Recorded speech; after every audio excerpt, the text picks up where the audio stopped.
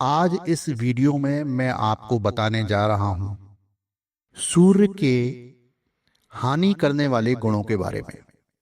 वो आपके किस भाव में बैठकर आपको क्या हानि पहुंचा रहे हैं, इस संबंध में आज मैं इस वीडियो में चर्चा करने जा रहा हूं। और आने वाले समय में मैं सभी ग्रहों के हानि वाले वीडियो सबसे पहले बनाऊंगा। ये अभी नया चैनल है, पहला वीडियो है। और सूर्य देव हमारी कुंडली के राजा कहे गए हैं। सूर्य जिन कुंडलियों में मजबूत होते हैं, भले ही वो कमजोर अवस्था में हो, मतलब शत्रु राशि में बैठे हुए हों, फिर भी सब कुछ वो अपने नियंत्रण में रखते हैं, क्योंकि सूर्य राजा है। सूर्य के ऊपर सृष्टि निर्भर करती है। सूर्य ही एकमात्र ऐसे ग्रह हैं जो इस सृष्टि को ऊर्जा प्रदान करते हैं। तो अब जैसा कि होता है, आप कभी कभी घर में पहुंचते हैं और आपके पहुंचते ही वहां पर कुछ क्लेश उत्पन्न हो जाता है, मतलब उस क्लेश का कारण ही आप बन जाते हैं। ऐसा ही कुछ सूर्यदेव के साथ है। सूर्यदेव के अंदर गर्मी इतनी है कि वो जहां होते हैं उस स्थान की लगभग हानि कर देते हैं, लेकिन लाभ भी पहुंचाते हैं। ऐसा नहीं है कि वो हानि पहुंचाते हैं, लाभ भी पहुंचाते हैं, लेकिन हानि भी पहुंचाते हैं। और वो क्या हानि पहुंचाते हैं, इस विषय पर आज मैं इस वीडियो में बात कर रहा हूं।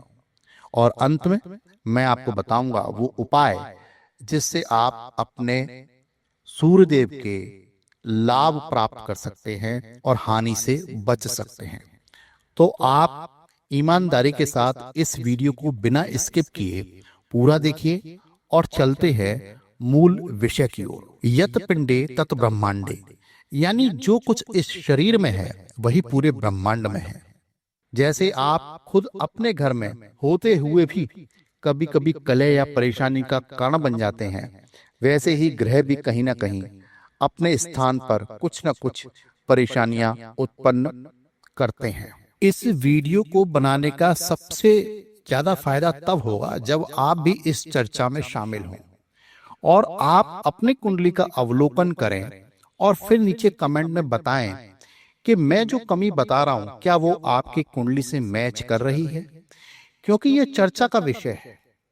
मैं प्रतिदिन इन चीजों को अनुभव करता हूं जो मैं आज आपको इस वीडियो में बताने जा रहा हूं। आप भी यदि इस चर्चा में इस तरीके से शामिल होंगे तो मुझे बहुत ज्यादा खुशी होगी। पहला भाव बोला जाता है लग्न का, और इसमें यदि सूर्य देव बैठे हुए हैं तो काल पुरुष की कुंडली में लग्न मेष राशि होती है और सूर्य यहाँ उच्च के माने जाते हैं। बहुत अच्छे फल देते हैं, लेकिन कुछ कमियां भी हैं। ऐसा जातक अक्सर धन को स्थिर नहीं रख पाता, बाल झड़ने लगते हैं, कम बालों वाला बन जाता है, शरीर से दुबला पतला यानी कृशकाय हो जाता है, उसमें अत्यधिक स्वाभिमान या अभिमान आ जाता है, मैं कहता हूं अहंकार आ जाता है, जो सामाजिक दृष्टि से उसको नुकसान पहुंचाने लगता है। दूसरे भाव में यदि सूर्य बैठे हों तो ऐसा जातक अक्सर घर से बाहर रहना पसंद करता है, उसको घर में सुकून मिलता ही नहीं है, और कारण वो स्वयं है और दोष सामने वाले को देता है। गृहस्थ जीवन में कभी संतोष प्राप्त नहीं होता, जीवन साथी से बनती भी नहीं है, कठोर भाषा का हमेशा प्रयोग करता है, कुटुंबी जनों से भी विवाद कर लेता है और कारण स्त्री बन जाती है। मजेदार बात यह है कि उसके जीवन साथी से बन नहीं रही और जीवन साथी की वजह से ही वो कुटुंबी जनों से भी लड़ गया। अब इसका कारण क्या हो सकता है, आप स्वयं बताएं। तीसरे भाव में यदि सूर्य बैठे हैं तो ऐसे जातक पुरुषार्थी होते हैं और साहसी होते हैं। वो जो ठान लेते हैं वो करके दिखाते हैं, लेकिन यही सूर्य उसे अपने सगे संबंधियों से कष्ट दिलवाते हैं। जितनी सफलता होगी अपने ही लोग उतना विरोध करने लग जाएंगे और उसको एक अकेलापन सा महसूस होने लग जाएगा। यदि आप सफल हैं और सभी से जुड़े हुए हैं तो रिश्तेदारों पर धौंस ना जमाएं, क्योंकि रिश्तेदार आपको परेशानी ही इसलिए करते हैं क्योंकि आप सफल हो गए हैं, और जो लोग सफल नहीं हुए हैं आप उनके ऊपर धौंस जमाने लगते हैं। चतुर्थ भाव में यदि आपके सूर्य बैठे हुए हैं तो ये किसी भी तरीके से अच्छा नहीं माना जाता है, क्योंकि यहाँ पर सूर्य दिग्बली नहीं होते, रात्रि का समय होता है। ऐसे समय में जातक का जन्म हुआ होता है और सूर्य सर्वाधिक कमजोर अवस्था में होते हैं। इस समय ऐसे जातक के पिता की धन की हानि होती है, जीवन में चिंता और मानसिक तनाव हमेशा बना रहता है, आत्मविश्वास की कमी हो जाती है। ऐसे जातकों को अपने सूर्य को बल देने का प्रयास करना चाहिए। सूर्य नमस्कार करना चाहिए, तांबे का दान करना चाहिए, आदित्य हृदय स्तोत्र का पाठ करना चाहिए और गायत्री मंत्र को अपना मूल मंत्र बना लेना चाहिए, चाहे उसको इसके लिए संस्कृत ही क्यों न सीखनी पड़े। प्रतिदिन 108 यदि वो गायत्री मंत्र करता है, प्रतिदिन नियमित रूप से करता है, तो निश्चित रूप से उसको जीवन में समस्त प्रकार की सफलताएं प्राप्त होती हैं। सूर्य ही वह ग्रह है जो जीवन देता है। अगर ये कमजोर हो जाए तो आत्मबल और आत्मविश्वास भी घट जाता है। इसलिए हर जातक को अपने सूर्य को संतुलित और शक्तिशाली बनाने का प्रयास करना चाहिए। पंचम भाव में यदि सूर्य बैठे हों, अब यहाँ पर देखेंगे काल पुरुष की कुंडली में पंचम भाव स्वयं सूर्य की राशि होती है। भले ही ये रात्रि का समय दर्शाता है, फिर भी यहाँ सूर्य अनेक मामलों में शुभ फल प्रदान करते हैं। ऐसे जातक साधक प्रवृत्ति के होते हैं, तंत्र मंत्र और रहस्यमय विद्याओं में विशेष रुचि रखते हैं, लेकिन कुछ कमियां भी देखने को मिलती हैं। जैसे कि ऐसे व्यक्ति अल्प संतान प्राप्त करते हैं, उनके स्वभाव में चिड़चिड़ापन होता है और वे लोगों से थोड़े कटे कटे रहने लगते हैं। उपाय क्या है? उपाय है एकमात्र गायत्री मंत्र की साधना। आपको प्रतिदिन 108 बार गायत्री मंत्र का जाप करना चाहिए। षष्ठ भाव में यदि सूर्यदेव बैठे हुए हैं तो ये अत्यंत श्रेष्ठ माना गया है। ऐसा जातक अपने शत्रुओं पर विजय प्राप्त करने वाला होता है। वो शत्रुहंता होता है और साहसी होता है, परंतु कमियां भी हैं, विशेषकर मामा पक्ष से संबंधित। ऐसे जातक के मामा अथवा मामा पक्ष को जीवन भर परेशानियां बनी रहती हैं। यदि जातक गैर कानूनी या छल कपट से जुड़े कार्यों में लिप्त हो जाए तो उसे गंभीर मुसीबतों का सामना करना पड़ जाता है। और यदि जातक के अंदर अहंकार बढ़ जाए, क्योंकि शुरुआत में वो कुछ विजय प्राप्त कर लेता है और जब विजय प्राप्त कर लेता है तो उसको लगने लगता है कि दुनिया अब मेरी मिट्टी में है, और फिर वो अत्याचार करने लग जाता है जो उसके लिए नुकसानदायक हो जाता है। सप्तम भाव में यदि सूर्यदेव बैठे हुए हैं तो यहाँ पर सूर्य को श्रेष्ठ नहीं माना गया है। काल पुरुष की कुंडली के अनुसार यहाँ सूर्य नीच के हो जाते हैं। इस स्थिति में जातक को पत्नी और सरकार दोनों से अपमानित होना पड़ सकता है। पत्नी से अपमान का अर्थ ये नहीं है कि वो मारपीट करती हो, बल्कि कई बार पत्नी के हावी स्वभाव के कारण जातक को उसकी बातें माननी ही पड़ती हैं, जिससे उसका आत्मसम्मान आहत होता है और वो मानसिक रूप से चोटिल हो जाता है।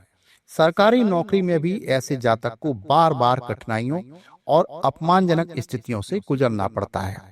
यदि शादी नहीं हुई है तो इस भाव की समस्याएं अन्य रूप में जीवन में देखने को मिलती हैं। अष्टम भाव में यदि सूर्यदेव बैठे हुए हैं तो ये सामान्यतः दोषपूर्ण नहीं माना जाता, परंतु फिर भी ऐसे जातक जीवन भर किसी न किसी चिंता से ग्रस्त रहते ही हैं।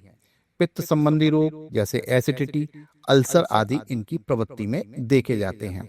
नवम भाव में या दशम भाव में सूर्यदेव यदि आपके बैठे हुए हैं, ये दोनों भाव सूर्य के लिए अत्यंत शुभ माने गए हैं। यहाँ सूर्य श्रेष्ठ फल प्रदान करते हैं। एक बात यहाँ पर देखी जाती है कि ऐसे जातक कई बार अहंकार से ग्रसित हो जाते हैं और अपने उसी अहंकार में पिता या वरिष्ठ जनों का अपमान भी कर बैठते हैं, यहाँ तक कि अपने गुरु को भी नहीं छोड़ते हैं। इस स्थिति से आपको बचना चाहिए। 11वें भाव में यदि आपके सूर्य बैठे हुए हैं तो ये शुभ माना गया है। ये जातक को आत्मविश्वासी, प्रभावशाली और नेतृत्व गुणों से भर देता है। लेकिन एक कमी ये देखने को मिलती है, ऐसे जातक अक्सर अल्प संतान प्राप्त करते हैं और उदर रोगी हो सकते हैं। अब यहाँ एक महत्वपूर्ण बात को समझिए। आज के दौर में जब अधिकतर लोग केवल 1 या 2 बच्चे ही चाहते हैं, वहाँ अल्प संतति वाली बात बहुत मायने नहीं रखती। लेकिन जब ये सिद्धांत बने थे उस समय 5-7 बच्चों की संतति सामान्य मानी जाती थी। उस समय अगर किसी को केवल 1 या 2 संतानें होती तब उसे अल्प संतति कहा जाता था। लेकिन आज के समय में ये कोई बहुत बड़ी कमी नहीं है। द्वादश भाव में यदि सूर्य बैठे हुए हैं तो यहाँ पर सूर्यदेव मिले जुले फल देते हैं और ये आपके चरित्र के ऊपर निर्भर करता है कि सूर्यदेव कैसा फल दे। यहाँ पर बैठे हुए सूर्यदेव जातक को आलसी और उदासीन बना देते हैं और कभी कभी लोगों से ईर्ष्या रखने वाला भी बना देते हैं। ऐसे जातक यदि ईर्ष्या करने लग जाएं और आलसी उदासीन हो तो उनका जीवन नष्ट हो जाता है और यही आपको अपने स्वभाव में परिवर्तन करना है। यदि आपके सूर्यदेव 12वें भाव में बैठे हुए हैं तो क्या ये गुण आपके अंदर हैं? आप नीचे कमेंट में लिखकर जरूर बताएं। कई बार ऐसा भी होता है कि जब सूर्यदेव 12वें भाव में बैठे होते हैं तो जातक जानता ही नहीं है कि उसको अपने जीवन में करना क्या है। जीवन का कोई स्पष्ट लक्ष्य नहीं होता है। मान लीजिए आपकी कुंडली के द्वादश भाव में सिंह, धनु या मेष राशि है, फिर भी ये उदासीनता देखने को मिलती है। यदि मकर जैसी शत्रु राशि में सूर्य हैं तो ये प्रभाव और अधिक गहरा हो सकता है। ये जरूरी नहीं कि सूर्य नीच का ही हो, मित्र राशि में भी बैठा हो, उच्च का हो या स्वराशि का हो, तब भी द्वादश भाव की स्वाभाविक प्रकृति के कारण सूर्य की कुछ कमियां बाहर आ सकती हैं।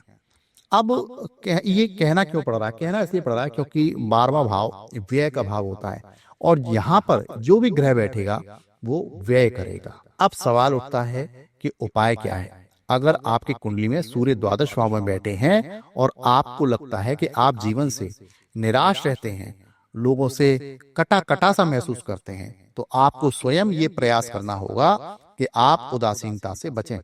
सूर्य की आराधना करें, आदित्य हृदय स्तोत्र, गायत्री मंत्र, सूर्य नमस्कार आदि का नियमित अभ्यास करें। रोज सुबह सूर्यदेव को जल चढ़ाएं और अपने भीतर एक नई ऊर्जा का संचार महसूस करें। सबसे मिलजुल कर रहना सीखें, द्वेष को छोड़ें, प्रेम और सहयोग से अपने संबंध मजबूत करें। अगर सूर्य बलवान भी हो पर गलत स्थान पर बैठा हो तो वो सकारात्मक फल देने में रुकावट डाल सकता है, लेकिन सूर्य की साधना से उसकी सकारात्मक ऊर्जा को सक्रिय किया जा सकता है और यही आपकी कुंडली में छिपे दुर्भाग्य को सौभाग्य में बदलने की कुंजी है। आपको मेरा ये वीडियो कैसा लगा मुझे जरूर बताएं और आप ये भी बताएं मुझे कि आपकी कुंडली में सूर्य किस अवस्था में, किस राशि में, किस स्थान पर बैठे हैं और मैंने जो बताई हैं बातें क्या वो आपकी कुंडली से मैच करती हैं। अगले वीडियो में हम बात करेंगे चंद्रदेव के बारे में। चंद्रदेव जिस भाव में बैठते हैं उस भाव में वो आपको क्या नुकसान देते हैं चर्चा करेंगे। मिलते हैं अगले वीडियो में।